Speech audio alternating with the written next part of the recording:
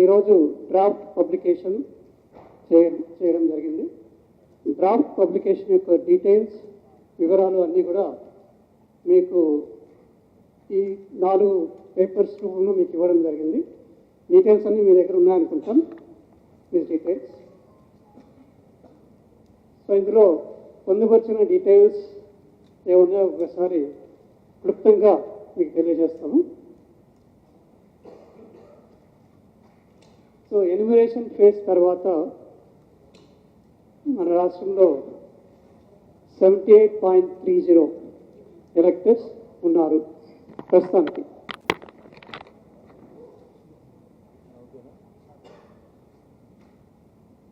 మిగిలిన వారు permanently shifted, చనిపోయిన వారు, లేకపోతే ఎన్యూమరేషన్ ఫామ్స్ సబ్మిట్ చేయని వారు, ఈ విధంగా వివిధ కారణాల వల్ల 73 లక్షల పైసలకు తీసివేయడం జరిగింది. వీరందరికీ కూడా ఇప్పుడు మరి ఒక అవకాశం అనేది ఉంటుంది. ఇందులో ఎవరైనా పేర్లు మిస్ అయినట్టయితే, అంటే ఎన్యూమరేషన్ ఫామ్స్ సమయానికి ఇన్ టైంలో సబ్మిట్ చేసుకోలేకపోవడం వల్ల పేరు లిస్ట్లోకి రాలేదు అనుకున్న వారు ఎవరైనా ఉంటే కూడా ఈ అవకాశాన్ని వాడుకొని ఫామ్ 6 రూపంలో ఫామ్ 6 సబ్మిట్ చేసి వాళ్ళు మళ్ళీ ఫైనల్ రోల్లోకి రావడానికి అవకాశం ఉంటుంది. ఈ ప్రక్రియకు నోటీస్ పీరియడ్ తర్వాత డిస్పోజల్ ఆఫ్ నోటీసెస్ అనేది ఈ రాబోయే 2 నెలల్లో ఉంటుంది. కాబట్టి ఇప్పుడున్న ఈఆర్ఓస్తో పాటు ఏఈఆర్ఓస్ 890 మంది ఉన్నారు. వీరితో పాటు ఇంకా అడిషనల్ ఏఈఆర్ఓస్ని కూడా ఏర్పాటు చేసుకోవడం జరుగుతుంది. వీళ్ళందరూ నోటీస్ అనేది ఇచ్చి, నోటీస్ అందిన వారు ఎవరికైతే నోటీస్ ఇవ్వడం జరుగుతుందో వాళ్ళు నోటీస్కి సమాధానం ఇవ్వాల్సి వస్తుంది. నోటీస్ ఎవరికి ఇస్తారంటే ముఖ్యంగా ఎవరైతే అనామలీస్ లిస్ట్ అంటే 2002కి తర్వాత ప్రస్తుతం ఉన్న ఎలక్టరల్ రోల్కి మధ్య పేరు తేడాలు లేకపోతే వివిధ కారణాలు 11 కారణాలు ఏవైతే గుర్తించారో ఈసే ఆ కారణాల వల్ల అనామలీస్ లిస్ట్లో రావడం జరిగింది వాళ్ళ పేర్లు. ఇవి తీసుకుంటే 60 లక్షల పైచిలకు మందికి నోటీస్ ఇవ్వడం జరుగుతుంది. వీరితో పాటు 30 లక్షల మంది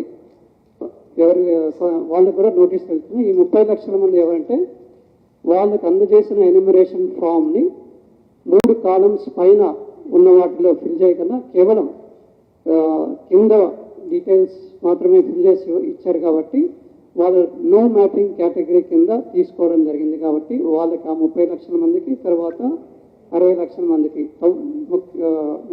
90 లక్షల మందికి నోటీస్ అనేది ఈ నోటీస్ పీరియడ్లో నోటీస్ ఇవ్వడం జరుగుతుంది. సో నోటీస్ ఇచ్చిన ప్రతి ఒక్క వ్యక్తి దానికి సమాధానం, ఆ నోటీస్ ఎలా ఉంటుంది అనేది కూడా మీకు కాపీ అందజేస్తాము. ఒక కాపీ కూడా అందజేయండి. ఆ నోటీస్ ఏ విధంగా ఉంటుంది అనేది ఇట్స్ ప్రీ ఫిల్డ్ ఇన్ఫర్మేషన్ మొత్తం ఉంటుంది. వాళ్ళు డీటెయిల్స్ ఎందుకు నోటీస్ ఇస్తున్నారు అనేది కూడా ఈఆర్ఓ ఆ డీటెయిల్స్ నోటీస్ ఎందుకోసం ఏం కారణం వల్ల నోటీస్ ఇస్తున్నారు అని రాస్తారు. ఆ డీటెయిల్స్ ఫిల్ చేసి ఈఆర్ఓ ఈ నోటీస్ అనేది ఆ 90 లక్షల మందికి నోటీస్ ఇస్తారు. నోటీస్ అందిన ప్రతి ఒక్క వ్యక్తి నోటీస్కి సమాధానం ఇవ్వాల్సి వస్తుంది. సమాధానం తీసుకున్న తర్వాత వాళ్ళ పేరు ఆల్రెడీ ఓటర్ లిస్ట్లో ఉన్నది, దాన్ని నిర్ధారించుకోవడానికి దాన్ని పటిష్టంగా అక్కడే ఉండేట్టుగా చూడడానికి అవకాశం ఉంటుంది. తర్వాత ఇప్పుడు జరిగిన ప్రక్రియలో బిఎల్ఓస్ యొక్క పాత్ర చాలా ఎక్కువగా ఉన్నది. వాళ్ళు బిఎల్ఓస్ ఎవరైతే ఫీల్డ్ లెవెల్లో తిరిగారు, తర్వాత వాళ్ళకి బిఎల్ఏస్ యొక్క సహాయ సహకారాలు కూడా అందుకొని వాళ్ళకు కూడా లిస్ట్ వాళ్ళ పరిధిలో బిఎల్ఓస్ పరిధిలో కూడా వాళ్ళకి లిస్ట్ అందజేయడం జరిగింది. వాళ్ళ యొక్క సంతకాలు కూడా తీసుకొని ఈ తయారు చేయడం జరిగింది. ఏఎస్డి లిస్ట్ అనేది absent shifted date and migrated వీళ్ళందరినీ తీసుకుంటే మన రాష్ట్రంలో 73 లక్షల మంది వరకు ఏఎస్డి లిస్ట్లో వచ్చారు. ఆ ఏఎస్డి లిస్ట్లో వచ్చిన వారు absent, shifted, dead and duplicates వీళ్ళ ఏఎస్డిడి అంటారు, పెర్మనెంట్లీ షిఫ్టెడ్. ఎవరి పేరైనా ఏ కారణమైనా మీన్స్ బై మిస్టేక్ వాళ్ళ పేరు if there name is figuring in the ASD list, ఈ యొక్క ఆపర్చునిటీని కూడా వాడుకొని వాళ్ళు తిరిగి మెయిన్ రోల్లోకి తీసుకురావడానికి అవకాశం ఉంటుంది. ఈ notice period for claims and objections అయితే 17 ఆగస్ట్ నుంచి 16/9 అంటే సెప్టెంబర్ 16వ తారీఖు వరకు ఈ నోటీస్ పీరియడ్ ఉంటుంది. దాంట్లో forms for filing claims and objections ఈ 1 monthలో ఎవరైతే క్లెయిమ్స్ అంటే నా ఓటు తీసేశారు గతంటే, నా ఓటు నేను ఇక్కడ ఓటర్ని అయినా కానీ నా ఓటు తీసేశారు అని ఎవరైనా అభ్యంతరాలు పెట్టుకోదలుచుకుంటే, తర్వాత వేరే ఊరు మారడానికి వాటికి కూడా క్లెయిమ్స్ అండ్ అబ్జెక్షన్స్ కింద వాళ్ళు ఈ 1 monthలో వాళ్ళు క్లెయిమ్స్ పెట్టుకోవచ్చు. వాటి డిస్పోజల్కి ఈ ఆగస్టు సెప్టెంబర్ ఈ 2 నెలల్లో వాటి డిస్పోజల్కి ఈఆర్ఓస్కి సమయం ఇవ్వడం జరిగింది. ఆ సమయంలో వాళ్ళు డిస్పోజ్ చేయాల్సి వస్తుంది. కాబట్టి ఈ సమయాన్ని ఎలక్టర్స్ ఎవరైతే ఉన్నారో వాళ్ళు ఎలక్షన్ కమిషన్ వారు ఇస్తున్న ఈ సమయాన్ని వాడుకొని వాళ్ళకి ఎటువంటి డౌట్స్ ఉన్నా కూడా ఈ పీరియడ్స్లో క్లెయిమ్ చేయొచ్చు, లేకపోతే అబ్జెక్షన్స్ కూడా వాళ్ళు తెలియపరచవచ్చు. Following due procedure election ERO ఎవరైతే ఉన్నారో వాళ్ళకి అసిస్ట్ చేస్తున్న ఏఆర్ఓస్ ఎవరైతే ఉన్నారో వీళ్ళు డ్యూ ప్రొసీజర్ ఫాలో అయ్యి ఆ ప్రొసీజర్ ప్రకారమే ఎన్యూమరేషన్ ఫామ్ నుండి తీసివేశాము అనేది ఆ ప్రొసీజర్ని ఎక్స్ప్లెయిన్ చేయాల్సి వస్తుంది. ఆ ప్రొసీజర్ ప్రకారమే వాళ్ళని తిరిగి తీసుకోవడానికి కానీ తర్వాత అనామలీస్లో ఉన్న పేర్లు తీసేయడానికి కానీ ప్రొసీజర్ ఫాలో అయ్యి చేయాల్సి వస్తుంది. ఆ నోటీస్ ఇచ్చి వాళ్ళ యొక్క ఎక్స్ప్లెనేషన్ డీటెయిల్స్ తీసుకున్న తర్వాతే వాళ్ళ యొక్క పేరు తీసేయడం అనేది లేకపోతే ఉంచడం అనేది జరుగుతుంది. కాబట్టి ఈ నోటీస్ పీరియడ్ తర్వాత క్లెయిమ్స్ అండ్ అబ్జెక్షన్స్ పీరియడ్ వీటన్నిటినీ జాగ్రత్తగా ఓటర్స్ అందరూ వాడుకొని వాళ్ళ యొక్క ఓటుని బదిలం చేసుకోవాలని చెప్పి కోరుతున్నాం. సో మా సైడ్ నుండి ఇది మీరు డౌట్స్ అడగాల్సిందిగా కోరుతున్నాం. ఇప్పుడు 90 లక్షల మందికి నోటీస్ ఇవ్వడం జరుగుతుందండి. 90 lakhs ఆడియో క్లియర్ గా లేదు. 90 lakhs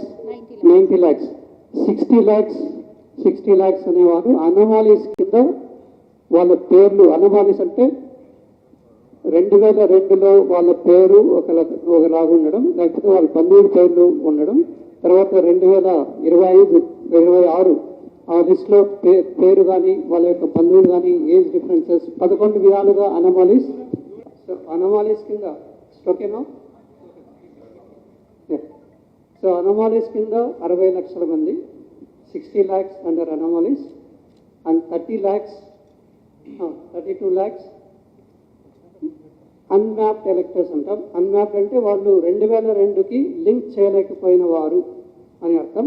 అన్మ్యాప్డ్ ఎలక్టర్స్గా గుర్తించింది 32 lakhs అండ్ మ్యాప్ చేసిన వారిలో పేర్లు 11 విధాలుగా పేర్లు తర్వాత వివిధ కారణాల వల్ల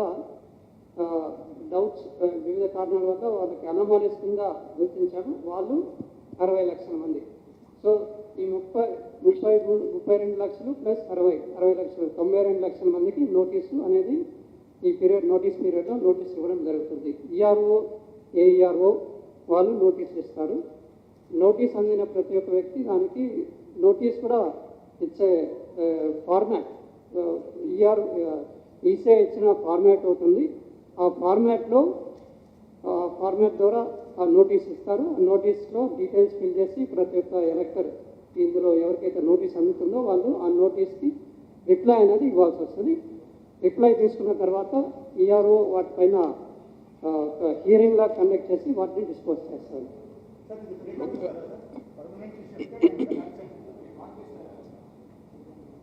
ASD list sir, ASD list వెబ్సైట్లో డిస్ప్లే చేస్తారా?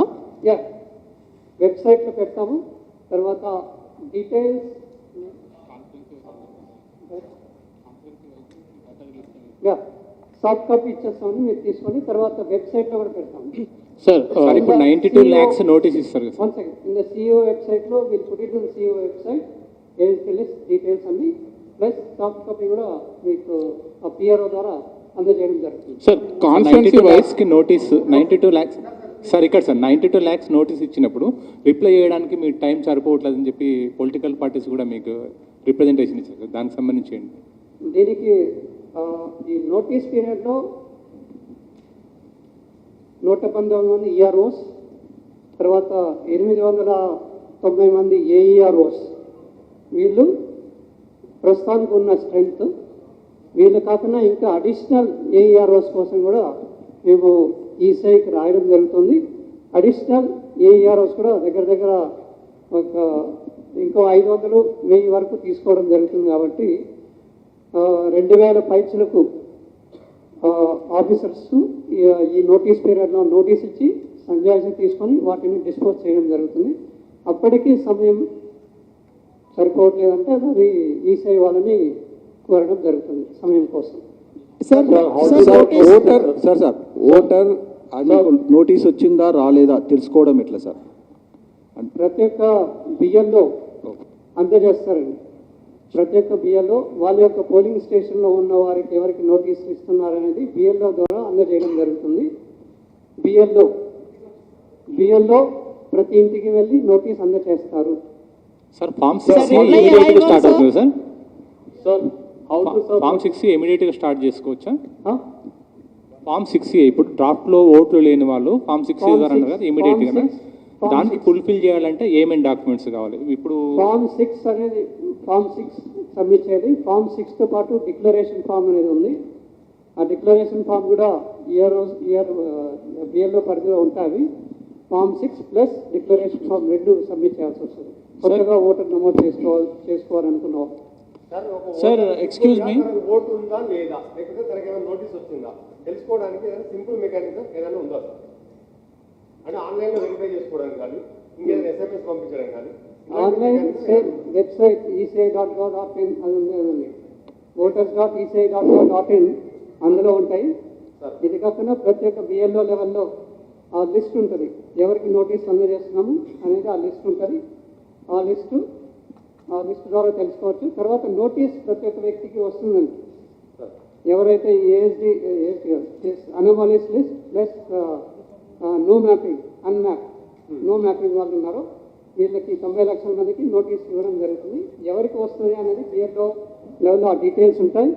ఇవి కాకుండా ఈఆర్ఓ నోటీస్ ఇస్తారు. ఆ నోటీస్ అందిన వాళ్ళు తీసుకొని దానికి రిప్లై ఇవ్వాల్సి వస్తుంది. సార్ రిప్లై ఇవ్వడం అంటే రిప్లై పోస్ట్ చేయాలా, లేకపోతే బిఎల్ఓకి ఇవ్వాలా, లేకపోతే తీసుకొచ్చి ఈఆర్ఓకి ఇవ్వాలా?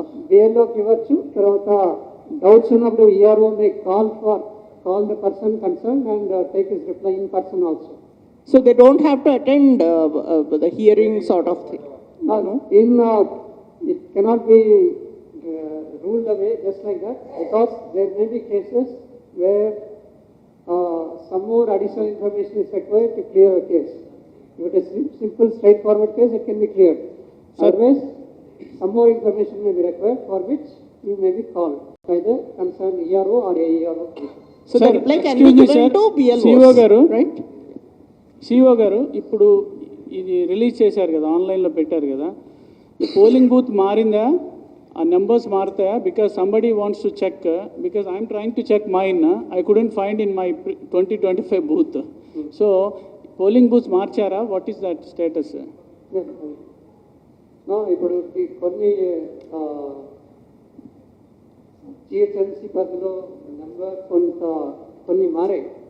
అంటే బికాస్ ఆఫ్ అడిషనల్ ఇంతకుముందు 1800, 1700, 1600 అలా ఓటర్స్ ఉండడం వల్ల దాన్ని స్ప్లిట్టింగ్ చేసి కొత్త పోలింగ్ స్టేషన్స్ అనేది చేసుకోవడం జరిగింది.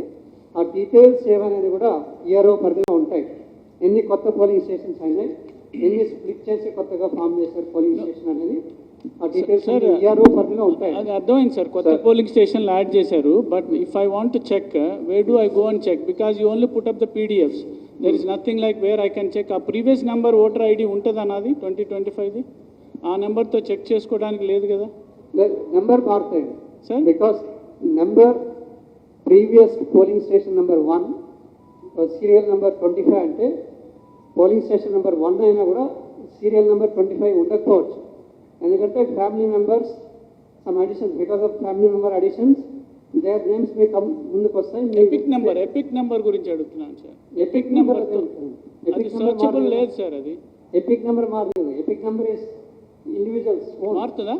మారు. సార్ సార్ ఈ ఎస్ఐఆర్ ప్రక్రియ ట్రాన్స్పరెంట్గా చేస్తామని ఎలక్షన్ కమిషన్ చెప్పింది.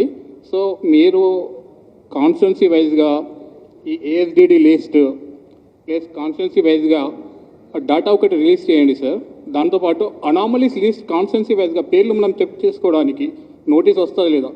వెబ్సైట్లో మీరు ఏమైనా పెడతారా? మేము వెళ్ళి చేసుకొని ఆల్రెడీ అనామలీస్ లిస్ట్ ఆన్సర్ ఇవ్వండి ప్లీజ్, ఆన్సర్ ఇవ్వండి ASD list and anomalies list will be put in the website.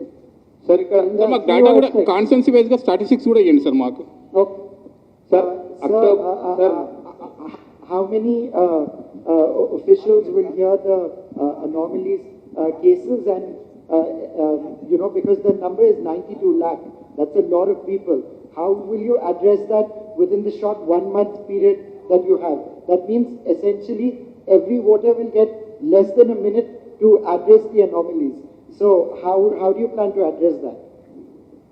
I already answered this question. Again, I am telling you, there are already 890 AEROs are there, 119 EROs are there. Apart from this, we are writing to ECI seeking permission to engage additional 1,000, nearly 1,000 AEROs to help in the process. Okay? Sir Mahender Reddy big TV నుంచి ఇప్పుడు 100% emulation ఫారాలు అందినట్టేనా, ధృవీకరించినట్టేనా మీరు? అలాగే 74 లక్షల మంది ఫారాలు అంటే ఇప్పుడు number అంటే చాలా పెద్ద సంఖ్య. మరి దీంట్లో మరణాలు కావచ్చు, మిస్ అయిన కావచ్చు, వేరే ప్రాంతానికి వెళ్ళి కావచ్చు. దీనిపైన ఆగస్టు 16 వరకు 19 వరకు కదా సార్, అక్టోబర్ వరకు అన్నారు. సో 74 లక్షల నంబరింగ్ అనేది నాకు చిన్న విషయం కాదు. అలాగే ఒకటి కంటే 2 ఓట్లు ఉన్నవి 6 లక్షల వరకు గుర్తించామని అంటున్నారు సార్.